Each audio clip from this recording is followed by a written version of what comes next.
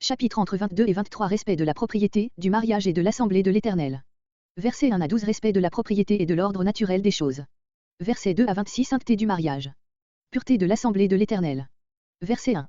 Verset 1 à 4 Soin de la propriété du prochain. Développement de Exode 23.4-5. Tu ne t'en détourneras point, comme si tu n'avais rien vu. À ton frère, même quand il serait ton ennemi, Exode 23.4. Verset 2. Tu n'es pas tenu d'aller bien loin pour ramener la bête ou de rechercher le propriétaire inconnu, il suffira que tu abrites l'animal, jusqu'à ce qu'on le réclame. Verset 4. Voir Exode 23.5, note. Verset 5. Respect de l'ordre naturel jusque dans le vêtement.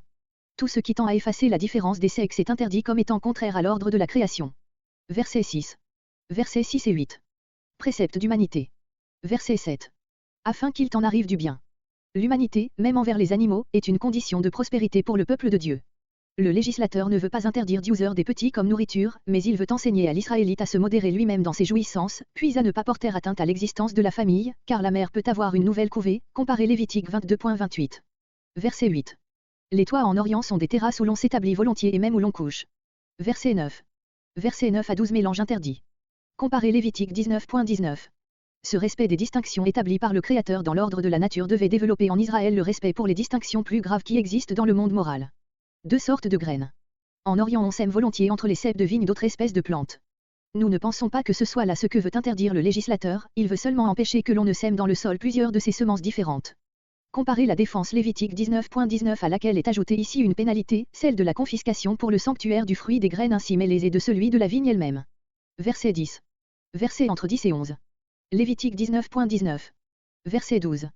Nombre 15.38 Peut-être ce précepte est-il ici rattaché au précédent par l'idée de la séparation à maintenir entre les Israélites et les autres peuples, qui n'ont pas reçu la loi de Dieu. Verset 13. Verset 13 à 21 Chasteté avant le mariage. Verset 13 à 19 La jeune femme faussement accusée. Dans le cas indiqué ici le législateur se trouvait entre deux inconvénients également grands, celui de rompre ce mariage en laissant peser sur la jeune femme une tâche qui l'empêcherait d'en contracter un autre et celui d'exiger le maintien d'une union profanée avant même qu'elle fût conclue.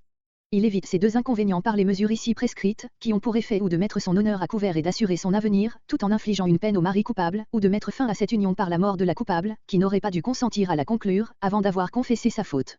Verset 19. 100 pièces d'argent, cycle, environ 4,5 kg de métal, Genèse 20.16, Genèse 23.16, note, le double de l'amende imposée à celui qui avait séduit une jeune fille, verset 29. Il ne pourra pas la répudier, elle restera sa femme légitime, et cela, sa vie durant, sans qu'il puisse la renvoyer en lui donnant la lettre de divorce. C'est assez de l'avoir diffamée une première fois, Deutéronome 24.1. Verset 22. Adultère. Lévitique 18.20, Lévitique 20.10. Verset 23. Verset entre 23 et 24 Infidélité d'une fiancée. Verset 24. Vous les lapiderez. Même châtiment que pour l'adultère, la fiancée est déjà liée à son futur mari. Verset 25. Verset 25 à 27 Violence faite à une fiancée. Verset 27. La loi, à défaut de preuve du contraire, doit supposer le mieux de sa part. Verset 28. Verset entre 28 et 29 Violence faite à une jeune fille. Verset 29. 50 pièces d'argent, voire au verset 19. Cependant, d'après Exode 22.16, note, le père peut se refuser au mariage.